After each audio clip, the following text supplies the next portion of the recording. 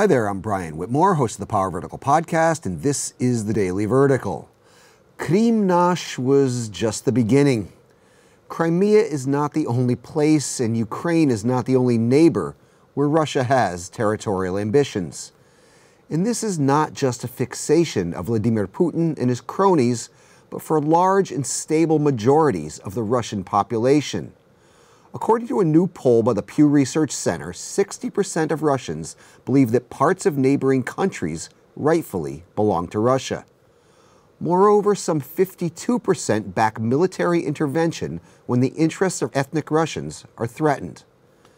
Now, these numbers are not new. They've been relatively consistent for a while now.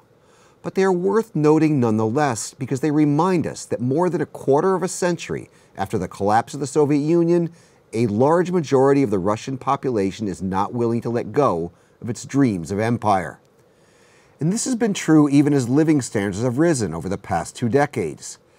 These figures are also worth noting because they remind us that even after the Putin regime passes from the scene, as it inevitably will someday, Russia will probably continue to have designs on the territory of its neighbors.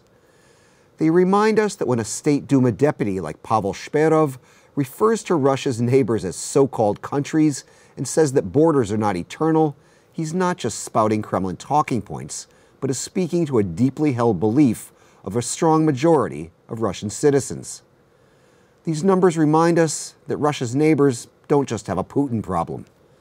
After a quarter of a century of independence, they still have a Russia problem. Keep telling me what you think in the comments section, on the Power Vertical's Twitter feed, and on our Facebook page. I'm Brian Whitmore, and that was the Daily Vertical.